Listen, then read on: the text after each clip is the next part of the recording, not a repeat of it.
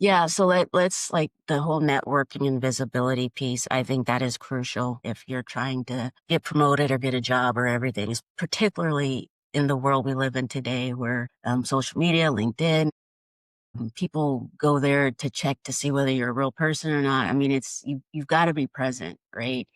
And so that's one of the things. LinkedIn is a very easy way to network. And it's like, it's asynchronous, right? I don't have to go live on LinkedIn. I can make connections quietly. So we got to come out from hiding in our cubes. We got to lift our heads up. We got to, I mean, you don't have to, right? There's a choice. If you're happy and content with your head down in your cube, then keep doing that. But if you want, more visibility, more promotions, the opportunities that come find you instead of you having to go beat down opportunities doors, you have to make yourself visible. Turn this up, turn this up. Your professional development is one of the keys to your career success. When you combine your desire to grow with actionable steps, your journey to success becomes an incredible reality.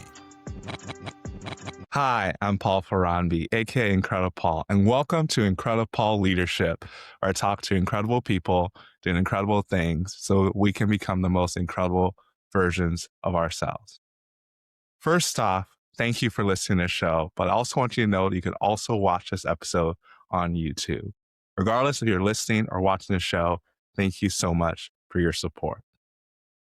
Today, I have the honor of having Melanie Miles on the show. Melanie is a mechanical engineer with over 20 years of experience in the energy industry. She's also the founder and CCO of Arctic Butterfly Coaching and Consulting, LLC, where she helps high-achieving women in STEM design careers that feel as good as they look on paper. So that was just a little bit about you, Melanie, but how about you introduce yourself the way you would do it?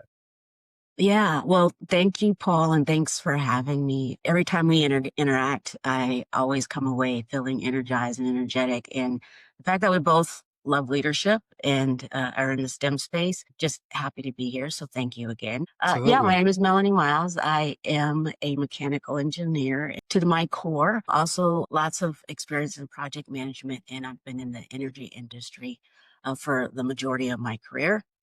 But I would say that, what I think is most interesting about me really is I've got three amazing girls who are all STEM bound as well, which is one of the reasons I'm in this space to begin with, is to help, as you said, women in STEM thrive. And I think part of doing that is in a leadership capacity. And so, yeah, and I am excited to kind of lean into a little bit more. I've restructured my life a little bit so that I can do more in that space of helping women build careers that they love. Let's just dive right into it because you said you restructured your life a little bit. As much as you're comfortable sharing, what does that look like? Yeah, so I've retired, and I use air quotes, right? Because I am not done impacting the world. But I did have, corporate 9 to 5, and it was a very successful career. Not without, though, its, bumps and bruises, like in any corporate environment, particularly for Black people and Black women in particular in STEM. So it's nothing, definitely wasn't, an easy task, but it was rewarding. And so I've just sunsetted my corporate career, and I've done that intentionally. And I would say from a retirement standpoint, this is an early retirement, but I've designed my life with that intent in mind. And this is what I want other people to do, women to be able to do, is kind of take control of what they want in their life. And so my redesign is about building more joy. And that is very intentional about that. And so my corporate life definitely gave me lots of experience, lots of lessons, lots of leadership do's and don'ts. And I want to spend my time helping other women who are maybe a little bit earlier in their career, mid-career women, skip the things that I had to go through. So sharing those tips and tricks, sharing those leveraging activities that are going to really get them where they want to be. And so my restructuring has been going from a corporate environment, my corporate life, and transitioning into my career coaching and business development strategy development, because that's what I enjoy doing. That's really cool. Really exciting that you're in this transition. I think I had saw something about that on LinkedIn, and I was hoping we would be able to talk about that today secretly. Absolutely. So we kind of just dove right in there. So with that, and I like how you even said that you had the air quotes. For those of you who are listening, you're going to see the air quotes on on YouTube, but that you're not done yet, which I think it's really critical that you said that, because I think sometimes there's this idea of retirement being a stepping away from something, which in a way it is, but for me, for what you're saying, it sounds like you're stepping towards something as opposed to stepping away from something. Absolutely. I couldn't agree more. And again, my corporate career, it was good. I loved it. I wouldn't do it any differently, but I think everything has a season. And so I'm transitioning into a season where I can help other people navigate a corporate environment or navigate their next thing or their pivot or transition in a way that is fulfilling and not soul crushing. I definitely think there's a way to still be ambitious and get what you want without it killing your spirit in the process. Emphasis on not the soul crushing for sure. And then even when you mentioned being focused on like early to mid careers, that's very much Gen Z, and that is a focus I have as well on Gen Z professionals and staff. So I knew for sure this is the place to be. I guess, what are some things you've seen, or what are you telling Gen Z women as they're coming into the STEM force to make sure that it is not soul crushing? Because it can very easily get soul crushing. Like, what are the things to be aware of? Yeah, definitely. It's also that mid-career range, that 7 to 10 years is typically where we've have women in STEM leaving engineering, leaving STEM. And so I think it's really important to try to address it early. But one of the things I think is really pretty critical, a couple of things really, is that one, you have to be incredibly solid in who you are, what you're good at, not just good at, but what your strengths are. Because we can be good at a lot of things, but we don't love it, right? It's like I'm good at spreadsheets and Excel, but there is no way I want to spend my life. Just some people do, right? But so you have to be incredibly rooted in who you are. Because when you understand what you're good at and you understand what makes you thrive, you're less likely to get knocked off your course. You're less likely to be influenced by what other people are saying and telling you if you are rooted in that. And so I think that's number one is you have to do a lot of self-reflection, do a lot of understanding where you want to be and how you want to get there and how you want to show up. How do you want to be remembered as you're moving through the world? So I think that's foundational, that's fundamental. And I call that's that leading self. And so from a leadership standpoint, I think you have to be good at leading yourself before you're going to be good at leading other people. And so if you're not rooted in that, then you're going to be easily swayed by whatever wind starts to blow. The other thing, and I'll limit it to two, is that you have to take control of your own career. You cannot wait for your boss, your corporate environment, someone to come down and tap you on the shoulder and say, to tell you to get in the game. It's your turn. You have to take control of your own career, your own development, and you cannot wait to be tapped. And so that takes a bit of, again, intention and focus and reflection on where is it that you exactly want to be and want to go. And I think if you kind of get those two things dialed in, then you're well on your way to having a career that is fulfilling and not soul crushing. That is really incredible. Especially that second part of making sure that you're intentional about things. I'm sure you've heard it too. People say like, "Oh, I'm doing all these things, but no one is telling me opportunities, or no one is telling me what's coming up."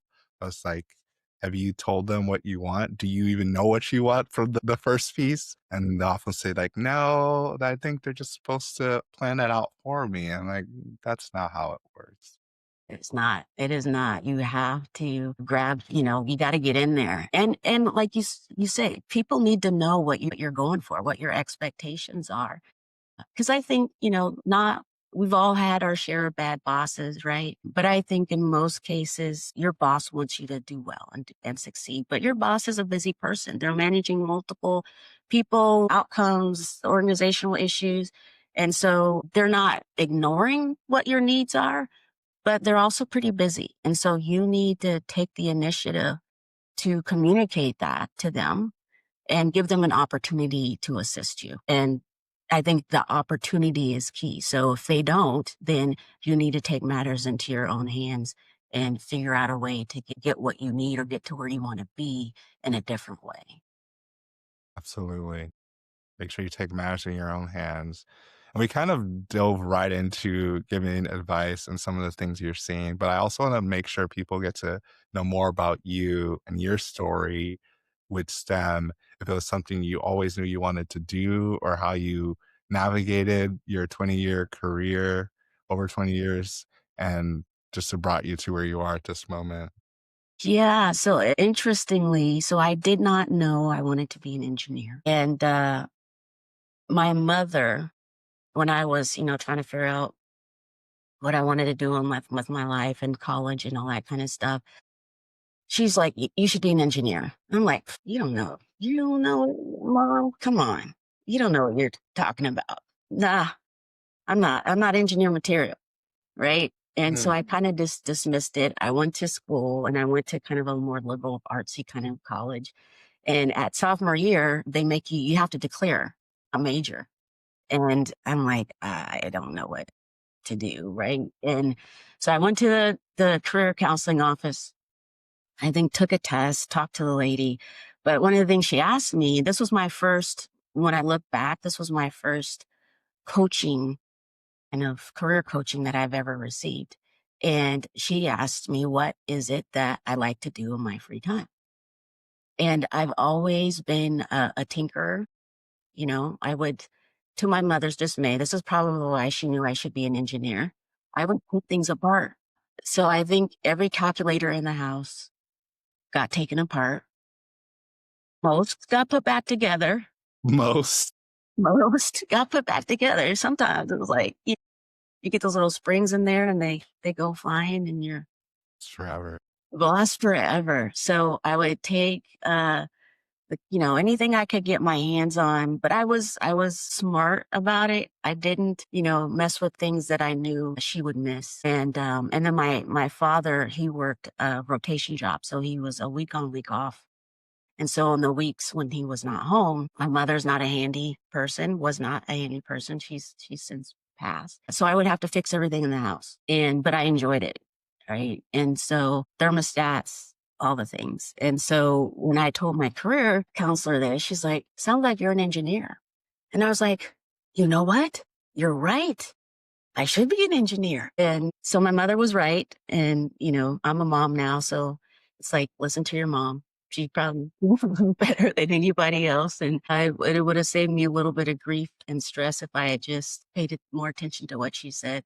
But I've always been good at sciences. I've always been good at math. And I've always enjoyed taking things apart and putting them back together, trying to understand how they work and how to make them work better.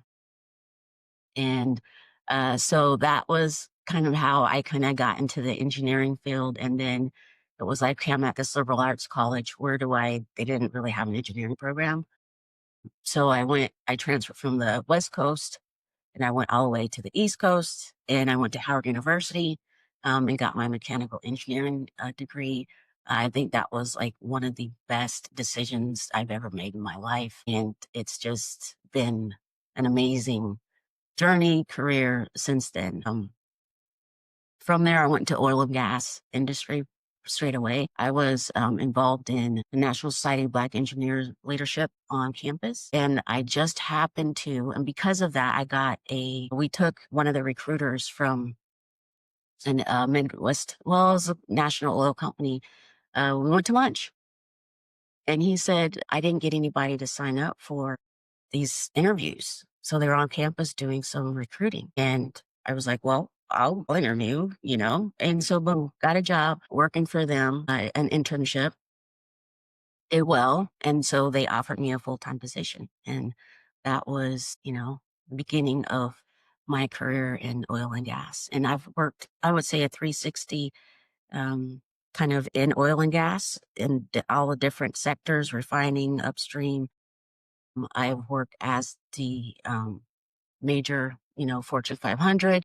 I've been an engineering consultant. I've worked in regulation. So, for this division of oil and gas here in the state of Alaska. And so I've gotten this really kind of 360 view of the industry, but also from a leadership perspective, right? Because when you are the Fortune 500 and you hire somebody, you have a different kind of leverage, a different kind of authority. When you're a consultant, you don't have the same authority, so you have to learn how to engage with people in a different way, and you still got to get stuff done. A lot of my career was in project management. And so being able to influence people, get things done, often working with people who have, 10, 20, 30 more years of experience with you. And so, but all these different aspects, and having to adapt your leadership to the task at hand has been, and then collecting all of that and then being able to deploy it when you need it and leverage it has been, I think, kind of the thread throughout my career of all the things that I've done. There's that leadership thread that runs through everything. It comes to bear in everything. And so learning how to leverage that has been, for my career, has been game changing. Yeah, that leadership thread, it definitely comes through. I like how you put it as a thread because it just ties everything together. I'm sure it's the reason why you've been so successful throughout your career and even what you're doing now in this new season, really focused in on empowering young women in STEM.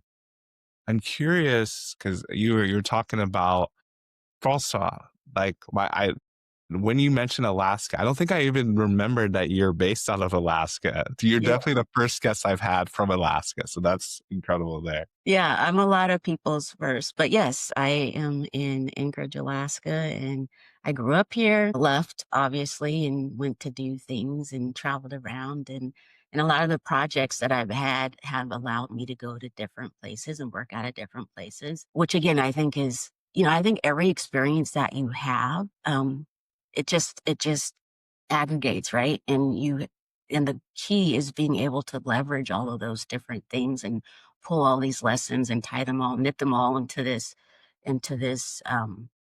way that you can then take in and use it. So yeah, I've worked in some very interesting places too, Toronto and California and all throughout the Midwest. And yeah, it's been good.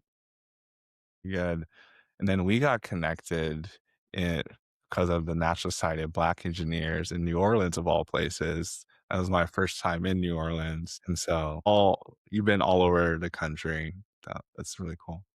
Yeah, yeah, yeah. No, and it was great that the NSBE conference was nice. And then I turned right back around in October. I went to the Society of Women Engineers conference and actually spoke at that one. I did a couple of sessions that were really exciting. And it was, I mean, you've got thousands and thousands of women in engineering, and it's incredibly inspirational and motivational to see all of these, brilliant, bright, eager women in that space, and to be able to talk to them about, managing their energy basically is what we talked about, and trying to kind of not burn ourselves out, because engineering can be or even STEM field, right, can be very intense.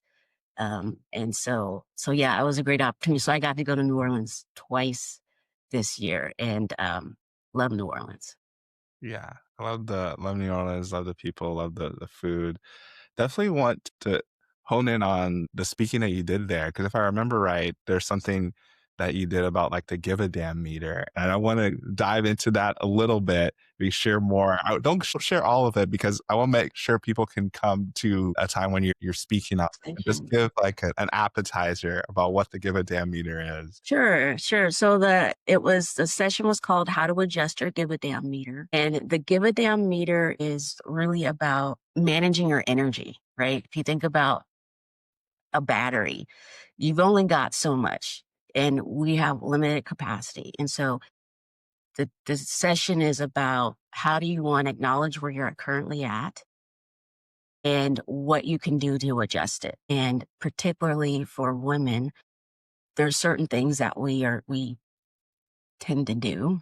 And so it talks about what those are, identifying what that is, and then identifying ways to adjust that. And it's a kind of keeping touch with where your energy level is at so that you always have something to give. We never want to get to the point where our give a damn meter is broken. Caring is a human instinct. It's what we do. But when you get to a point where you no longer care, something happens. That's not a good place. It's not a good place for anybody to be. So we don't want to get there. So we want to recognize where we're at so we never get to that place because it's so much harder to pull out of the red or the spiral when if you let it get that far. So that's kind of without giving away too much. And I, the other thing I'll say is I'm a very action focused. I'm not, I mean, I think mindset is a part of every conversation, right? But I don't want to just think about it. I want to do it, be about it. And so most of my sessions, I really try to make sure that the participant walks away with something actionable that is personalized for where they are in their journey. And so the Give a Damn framework helps them figure out that reset plan so that they can then go back to their lives and make some adjustments to make sure that they don't burn themselves out. That's really key to be focused on the action because you're right. Mindset is huge as a coach. You know that.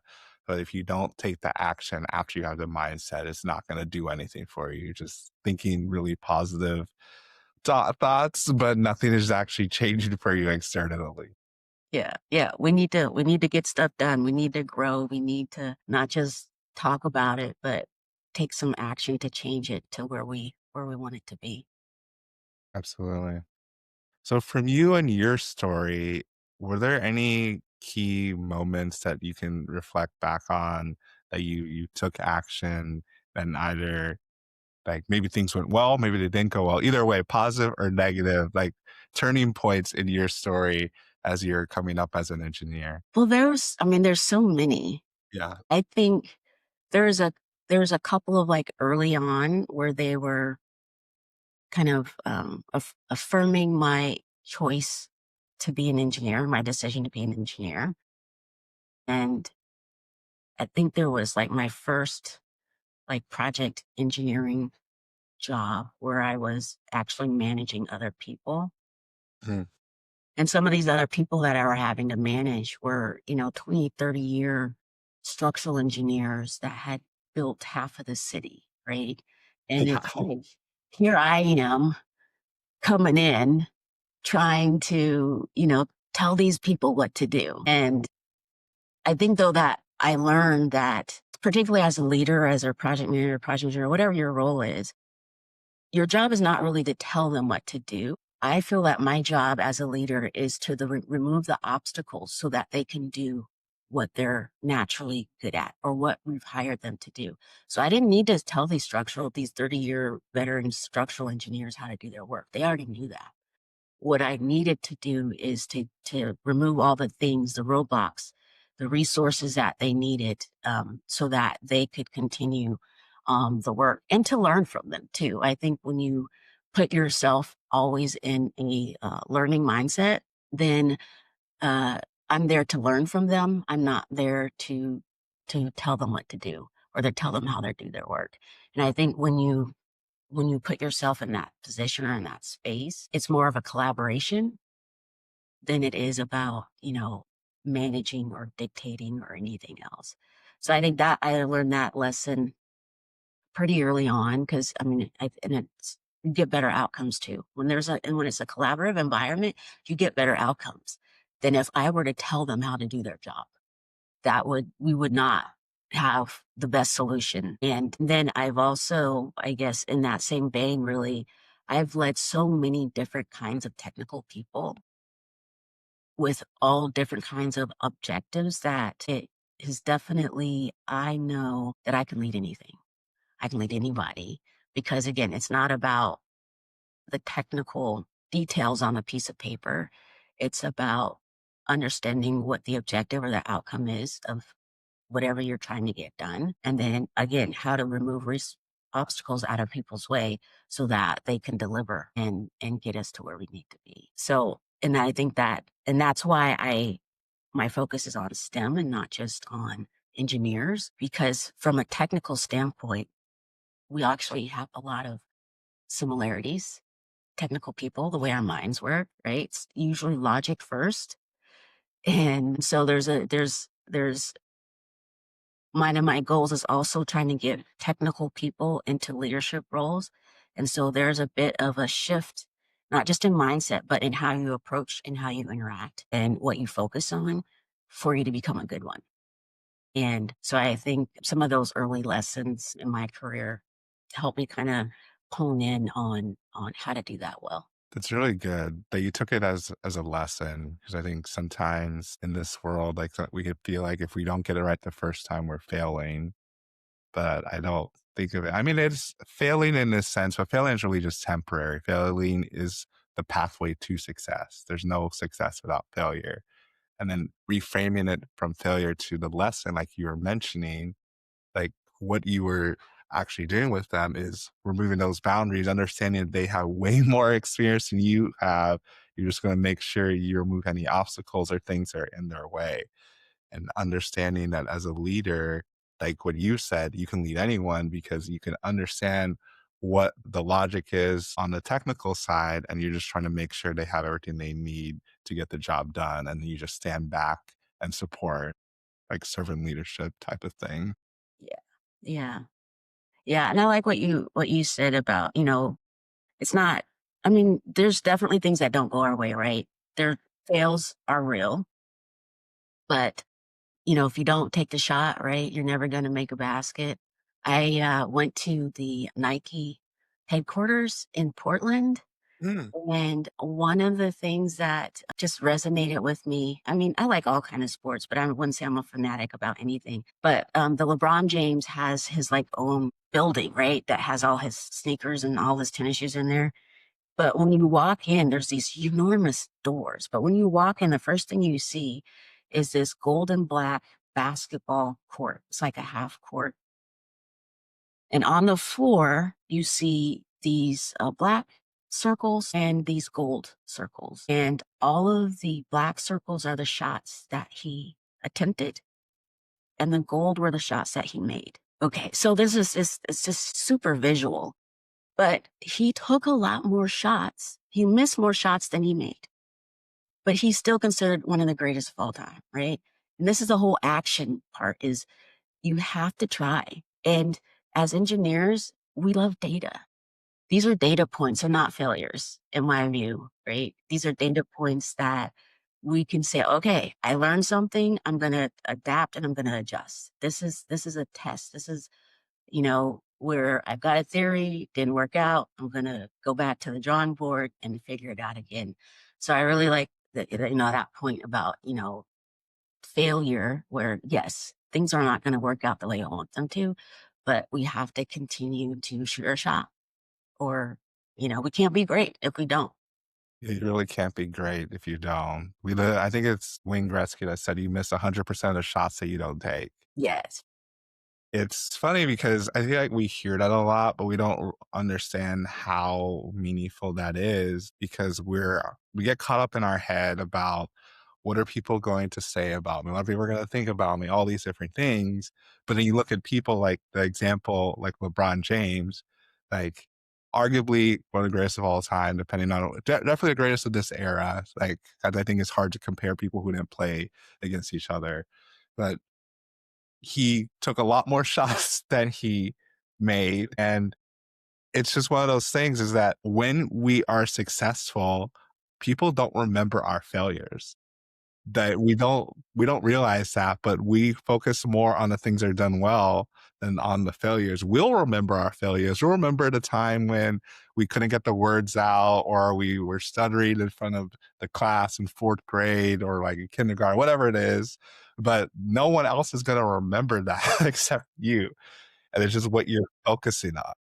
Exactly. Yeah. And I think there's ways, for in the space that I'm in, I think there's definitely a lot of fear of failure or looking and doing it publicly, visibly. But there's definitely strategic ways to shoot our shot that are lower risk, right? And so it's a matter of trying to kind of, you know, basically do a risk assessment about, okay, I need more visibility. How can I kind of tiptoe into this? It's not, we're not, I'm not saying that you've got to go out and make these big, bold splashes. I do believe you have to be strategic and you can do it in a way that is risk reduced, but you're still getting out there. And then the more we get out there, the bigger risks we're willing to take. And so there's a strategic way to do some of the things that we're talking about, particularly for STEM or people in STEM. Again, we're high percentage of us are introverted. High percentage of us are kind of, neurodivergent. And we've got this ability to kind of lock in on the things, but we don't want to deal with kind of a lot of external, like networking terrifies most people. But there's a way to do it. There's a way to reduce the risk of that if that is something that is of concern to you. So this is kind of like, well, don't not do it because you're afraid of it. Let's do it, but let's just temper the environment so the risk is not severe, right? I don't want to put anybody in an environment where they can't handle it. But we do kind of push people. I do push people into spaces where there's slight discomfort, but it's in a controlled and a risk informed way. That's really good. The controlled and risk informed way. I like what you mentioned about the discomfort because discomfort is not a bad thing. But I think it's easy to get kind of like, oh, this is uncomfortable. I feel discomfort. This must be bad. Like you have to evaluate it. Us people in STEM, like we're really good at diving deep into analysis, but sometimes we don't analyze the things that we should, which is why do we feel this discomfort? Is it truly because something is wrong or is it because it's something that we're not used to? Right. I think you don't grow without a little bit of discomfort. And if that's the goal, which I think is what we're here to do as people, is to grow and get better every day. And to do that, you kind of have to do new things every day, even if they're just little ones. Absolutely.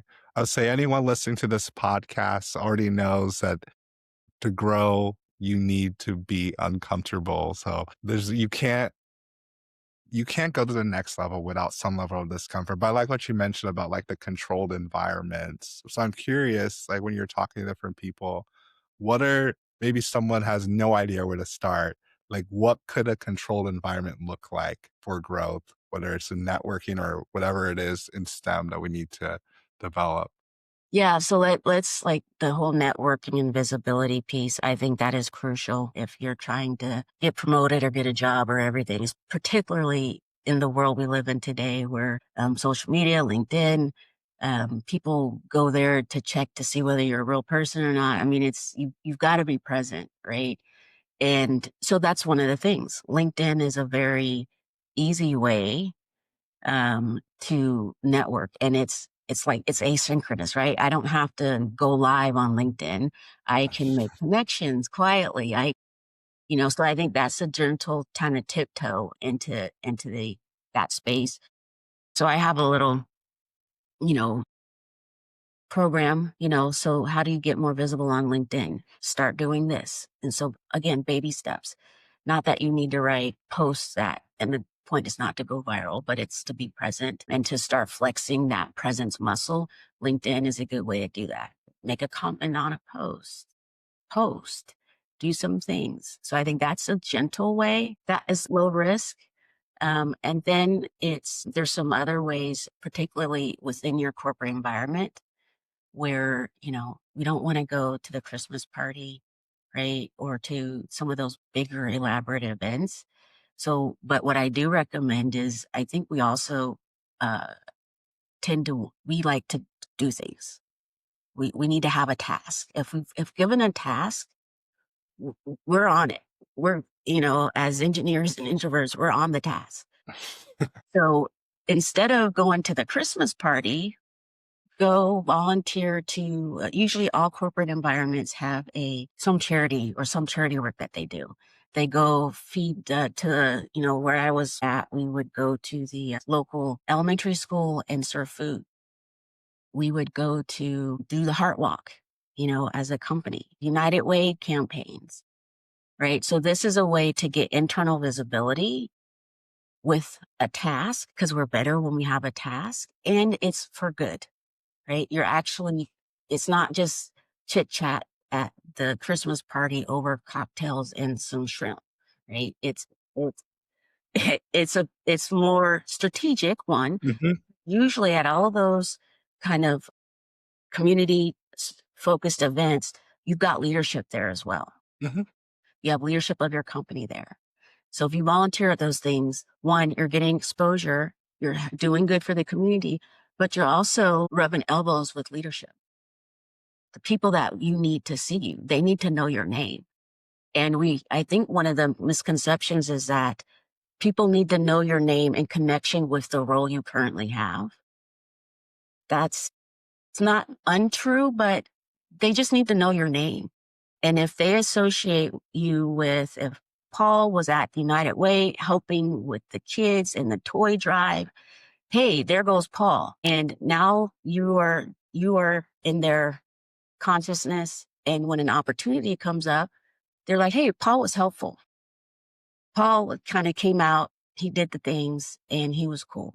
So maybe Paul should have the opportunity. It may not even be in the lane that you're in, but people know your name. So that's another way, a low risk way to get some internal corporate visibility is to volunteer for your community events because people know your name, you rub elbows, and it's a safe environment because it's already people that you know. So those are just a couple.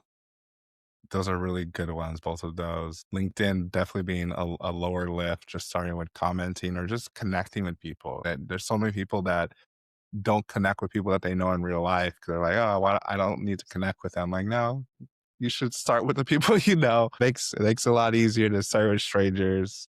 And I like what you shared about the volunteering piece and the just rubbing elbows thing.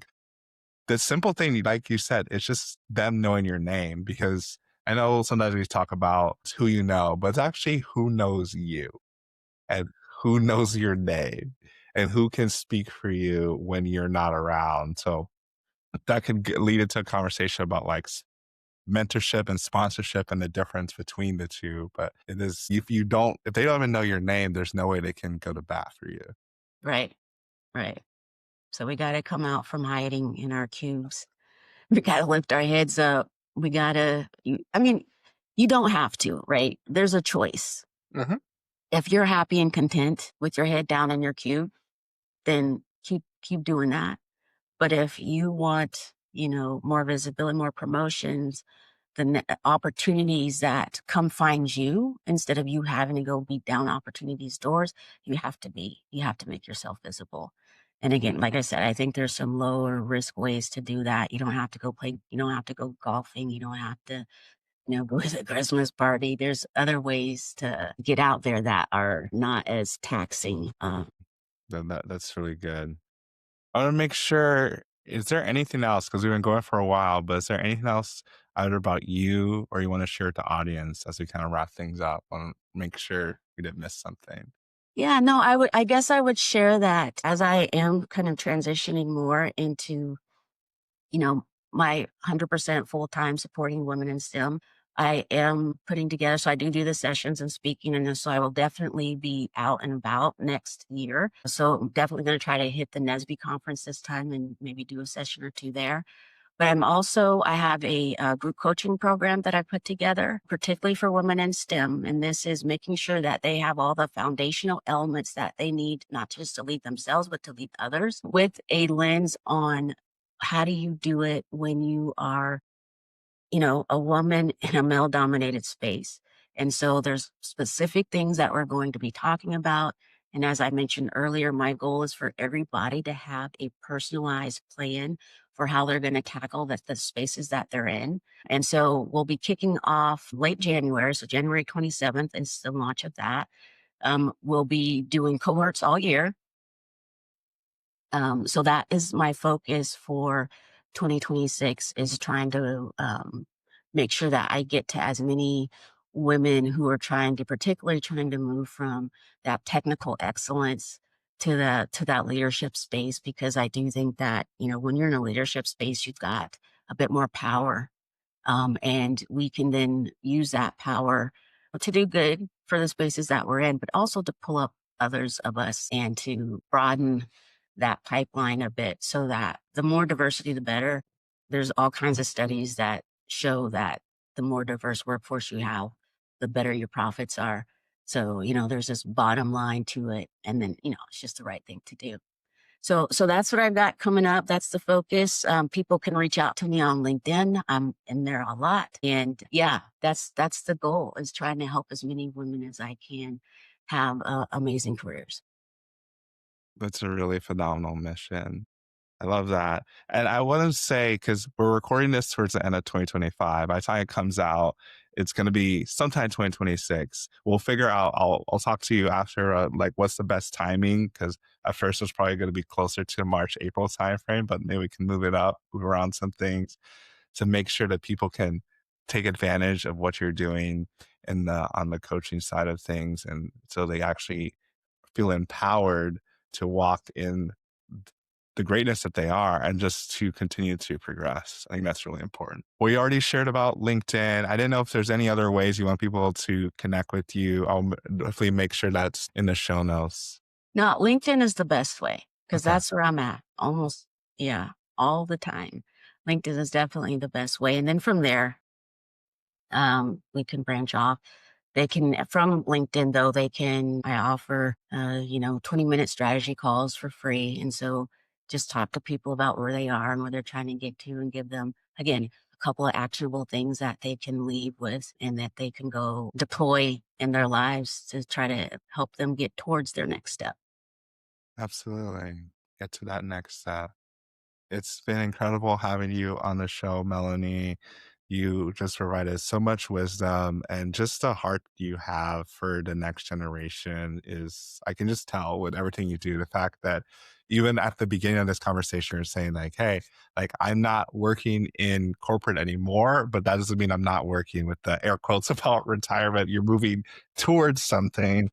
And I know, like, really turning to the audience, that you got something from her story at the beginning, not understanding or knowing that she was going to be an engineer before she realized it, that her mom saw it in her career counselor saw it, and she walked into that.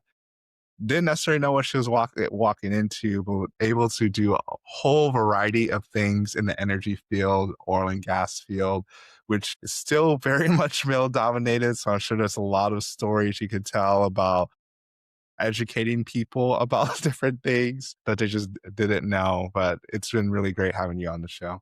Thank you. Thank you, Paul. And again, thanks for having me. It was a great conversation. And I look forward to seeing you around. We'll cross paths, I'm sure, at the next conference. Absolutely. We'll be in touch, because the stuff you're working on definitely has a lot of synergy with what I'm passionate about. So we'll definitely be working together more, I think. Yeah, sounds great. Awesome. Well, for everyone listening, please go and connect with Melanie on LinkedIn, tap into all the things that she's doing. Make sure that you're being intentional with your career, being intentional with your leadership as well. And you too can be incredible. Be sure to rate and review this podcast on your favorite podcast listening platform. We'll see you here next time. And be incredible. Incredible. Incredible.